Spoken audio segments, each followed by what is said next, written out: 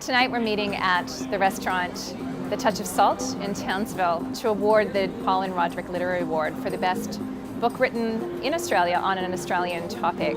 It's an annual event that is very meaningful to us here at James Cook University and in North Queensland because it's a very prestigious literary award that we have been awarding now for over 50 years.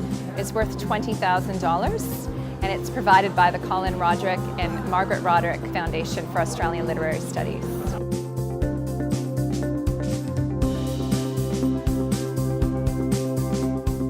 JCU is incredibly fortunate to have the Roderick family as sponsors of a number of activities.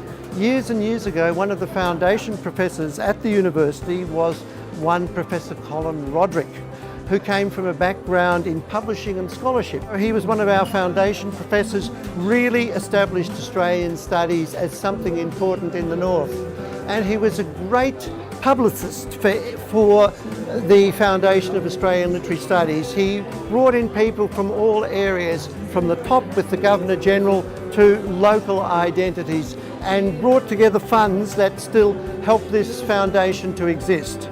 And his wife, who is now quite aged, he is of course deceased, she is very supportive of James Cook University as a whole and of the foundation because this was the brainchild of her and her husband.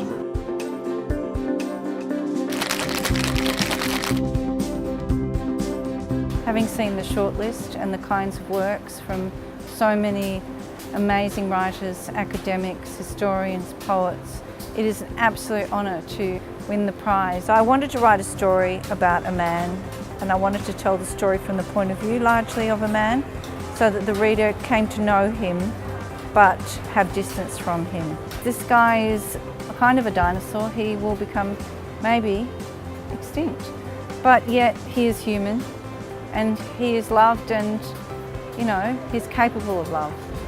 The idea that at the end of your life is just a kind of gradual slide down from what you are at a certain point and then there's nothing. I don't agree with. I don't want that, you know.